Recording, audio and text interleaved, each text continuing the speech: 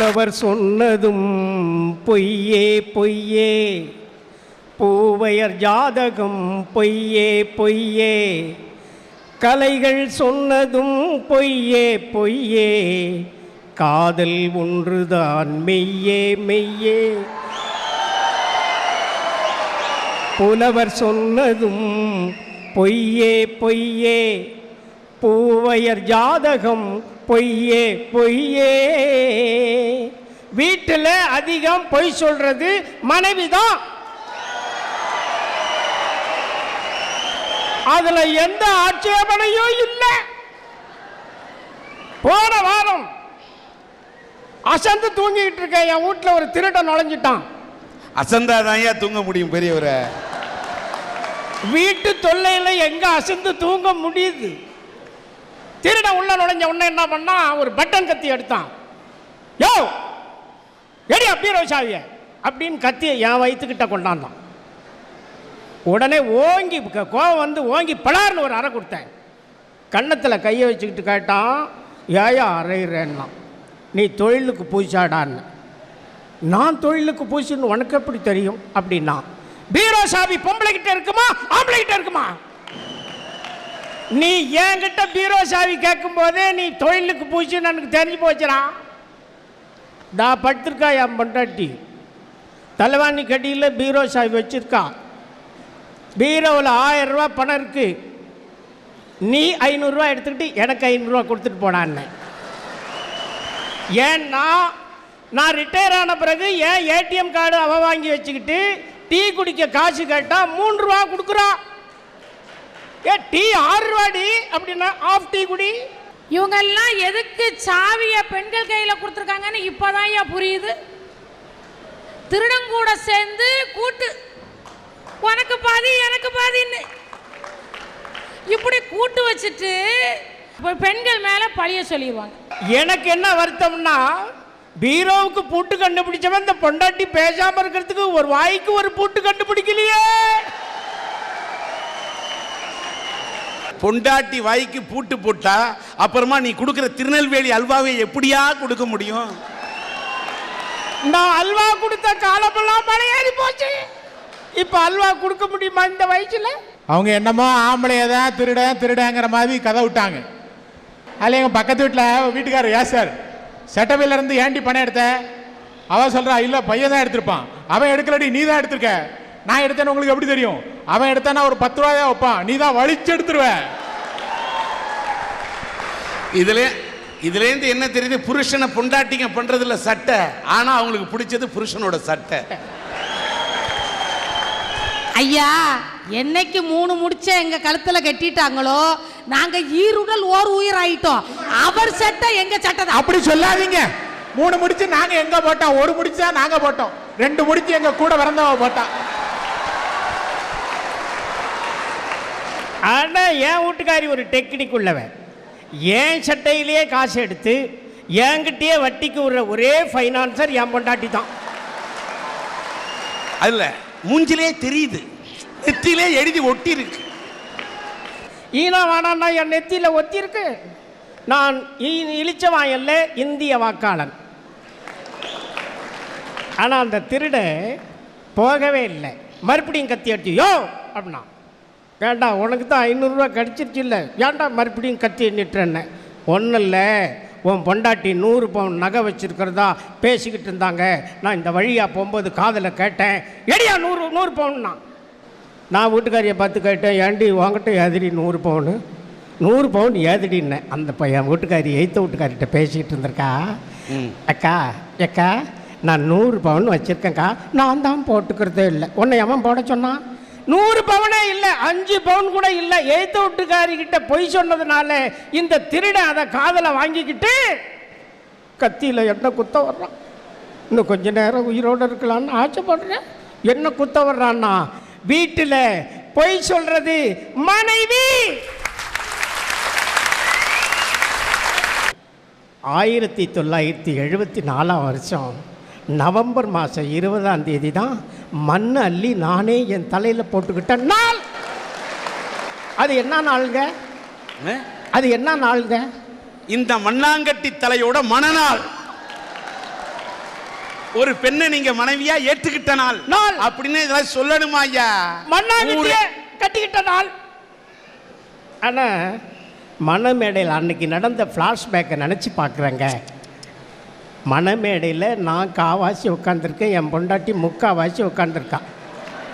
அப்போ சைச்சு தெரிஞ்சுக்குங்க. ஐயர் வேற புகையை கிளப்பி என் மூஞ்சிலையா விடுறாரு. அந்தாள் ஈர வரக போட்டு எரிய விட்டு என் பக்கமா கிளப்பி விடுறாரு. இந்த மூஞ்சிகளுக்கெல்லாம் பொண்ணு கொடுத்ததே ஒரு பெரிய விஷயம், இது நொட்டு நொசுக்கு வேற. இந்த மூஞ்சி 20 வயசுல சூப்பரா இருந்தது. ஒருத்தனை கூப்பிட்டு கேட்டேன், ஏன்டா இப்படி ஐயரை புகையை கிளப்பி விட்றாருன்னு கேட்டேன். அவன் சொன்னான், ஐயர் கேட்ட பணத்தை கொடுக்கல, ரேட்டை குறைச்சி பேசணும், அதான் பழி வாங்குறாருன்னா. ஆனால் மணமேடையில் நான் தலையை குனிஞ்சிக்கிட்டு உட்காந்துருக்கேன், என் வீட்டுக்காரி மிலிட்ரி மேன் மாதிரி நிமிர்ந்து உட்காந்துருக்கான். ஒரு கிளவி சொல்கிறா, உன் பொண்டாட்டியை தலையை குனிஞ்சி உட்கார சொல்கிறா, பொண்ணுன்னா தலையை குனிஞ்சி உட்காரணும் அப்படின்னு ஒரு பாட்டி சொல்லிட்டு போகுது. நான் இன்னும் தாலியை கட்டல, எனக்கு எப்படி பொண்டாட்டி ஆக முடியும்? இருந்தாலும் கொஞ்சம் சொல்லி பார்த்தேன். எச்சுக்குச்சுமி, இங்கிலீஷ் வேறு வரல, எச்சுக்குச்சுமி கொஞ்சம் தலையை குனிஞ்சிக்கியேன் அப்படின்னா. ஏன் ஏன் எதுக்கு குனியணும்? அடக்கி வாசி, சத்தம் போடாது, கொஞ்ச நேரத்துக்கு குனி. எவ்வளோ நேரத்துக்கு? எல்லாம் நான் தாலி கட்டுற வரைக்கும் தான், அதுக்கப்புறம் நீ நிமிந்துக்கலாம் அப்படின்னதுக்கு குனிஞ்சி கொஞ்ச நேரம் நான் சொன்னதுக்காக குனிஞ்சி அங்கே உட்காந்துருந்தா பாருங்க. கடைசியில் கல்யாணம் ஆன பிறகு அடாடாடாடா எவ்வளோ பிரச்சனைகள். கொஞ்சம் கூட குடும்பத்தில் பொய்யை சொல்லி சில நேரத்தில் சொல்லுவான். என்னை இன்ஜினியருக்கு கேட்டாங்க, இன்ஜினில் கறி எழுறவனுக்கு கேட்டிருக்காங்க. என்ன பில் கலெக்டருக்கு கேட்டாங்க, பில் கலெக்டர் கேட்டுப்பாங்க. என்ன பாலும் கிணத்துல கொண்டாந்து எங்கள் அப்பன் தள்ளிவிட்டான். பொம்பளைங்க கிட்ட ஒரே ஒரு சாமர்த்தியம் எனக்கு ரொம்ப பிடிக்குங்க, இந்த ஓசி வாங்கிறது. இந்த 30ஆம் தேதி வீட்டில் காப்பி பொடி இருக்காது, சீனி இருக்கும். விருந்தாளி வந்தாச்சு, என்ன பண்ணும் தெரியுமா? அந்த அம்மா பக்கத்து வீட்டில் போய் எப்படியாவது காப்பி பொடி வாங்கலான்னு போவோம். போய் அந்த அம்மாவை கேட்க, அந்த அம்மா பேர் பட்டக்கா ஏண்டி ஏமா இப்படி துரும்பா இழைச்சி போயிட்டா, அது குண்டாதான் இருக்கும், என்னம்மா பீடி போடுறாரு என்னடி அப்படின்னா, இது காப்பித்தூள் வாங்க வந்த அந்த பொம்பளை காப்பித்தூள் வேணும்னு கேட்காது, ஏன்னா காப்பித்தூள் வச்சுருந்தாலும் கொடுக்காது. அதனால் இது என்ன பண்ணோம், எக்கா ஜீனி இருந்தால் ஒரு டம்ளர் கொடுக்கா அப்படிங்க. உடனே அந்த பொம்பளை சொல்லும், அடி பாவி, இப்போ தாண்டி சீனி தீர்ந்தது, காப்பி பொடி தாண்டி இருக்குது, அதையாவது கொஞ்சம் கொடுக்கா அப்படின்ட்டு காப்பி பொடியை வாங்கிட்டு பீலா விடுறது, பொய் சொல்கிறது குடும்பத்தில் இருக்கிற பொம்பளைங்க தான். அப்படி ஓசி காப்பி வாங்கி கொண்டாதாவது உங்கள் வயிற்றுல ஊத்துறோம்ல, நீங்கள் என்னைக்காவது அப்படி கொடுத்துருக்கீங்களா? ரோட்டில் டீ கடையில் போய் உட்காந்துக்கிட்டு, ஏன் மாம்சே வாங்க, மச்சா நீங்கள் வாங்க 2 டீ வச்சு சாப்பிடுங்க, கப்பு அது வேணாலும் எடுத்துக்கோங்க, முட்டைக்கோசு வேணா எடுத்துக்கோங்க. என்னைக்காவது பெண்டாட்டிக்கு வாங்கி கொண்டாந்து கொடுத்துருக்கீங்களா? ஐயா ரோட்டில் போகிறவனுக்கு வாரவனுக்கெல்லாம் வாங்கி கொடுத்துருக்கீங்களே. ஒரு விஷயம் தெரியுதா, எங்க ஆம்பளைங்க எந்த இடத்துக்கு போனாலும் 4 பேருக்கு வாங்கி கொடுக்குற வள்ளல் குணம் இருக்கு. எல்லாம் கஞ்ச பிசினாரி கோஷ்டி கிடந்த பெண்கள். கூட பிறந்த பொம்பளை பிள்ளைக்கு தனக்கு பிடிச்ச பட்டு சேலையை மகா உடுக்கிறது கொடுப்பாளா ஒரு பொண்ணு? கொடுக்க மாட்டா. அவ்வளவு இந்த ஆசை, இந்த போட்டி போறாமல்லாம் உங்களுக்கு தானம்மா உண்டு. பெண்கள் காசை கொடுக்காம இருக்கிறாங்கன்னா, கிள்ளி கொடுக்குறாங்கன்னா, அதுக்கு பேர் சிக்கனையா. அந்த சிக்கனமா பெண்கள் இருக்கிறதுனால தான் ஆண்களா நீங்களா மானத்தோட வெளியில வேட்டி கட்டிட்டு போயிட்டு இருக்கிற. பட்டு புடவை எடுங்க, எத்தனை புடவை வேணாலும் எடுங்க. ஆனால் பட்டு புடவையே விசேஷத்துக்கு கட்டிக்கிட்டு போயிட்டு வந்தோடனே அதை துவைச்சி மடிக்க வச்சுக்கணும். ஐயா நாங்க பட்டு புடைய ட்ரை வாஷ்க்கு கொடுப்போம்யா, அந்த உருண்டை வாங்கி போடுவோம். அந்த உருண்டை தெரியுமா? அட்ட நீங்க வேட்டி கட்டுறீங்க பாத்தீங்களா, 8 முளை வேட்டின்னு இதுக்கு யார் பேர் வச்சான்னு தெரியல. 2 நாளைக்கு கீழ்த்தட்டத்துக்கு மேத்தட்டில் 2 மேத்தட்டத்துக்கு கீழ்த்தட்டில் 2 இங்கிட்டு கூடி பரட்டி விட்டுறேன்னா, இங்கிட்டு கூடி பரட்டி விட்டுறேன்னா. எங்க ஊர்ல ஒரு கழுதை மோந்து வச்சு சேர்த்தே 1000 ரூபாய் போட்டு புடவை எடுத்தாலும் சரி, 20,000 ரூபாய் போட்டு புடவை எடுத்தாலும் சரி, 8 ரூபாய் போட்டு எடுக்கிற எங்க வேட்டியில தான் இட்லி சுடலாம். 10,000 ரூபாய்க்கு பட்டு எடுத்ததுனால அந்த குடும்பம் ரோட்டுக்கு வராதியா. அட்ட உங்க பாட்டில் ஊத்துனா குடும்பம் ரோட்டுக்கு வந்துருமியா. அந்த பட்டு சேலை இருந்தா அந்த பட்டுக்கு பரம்பரா பட்டுன்னு பேரு. எங்க பாட்டி பட்டை எங்க அம்மா எனக்கு சிதனமா கொடுத்துருக்காங்க.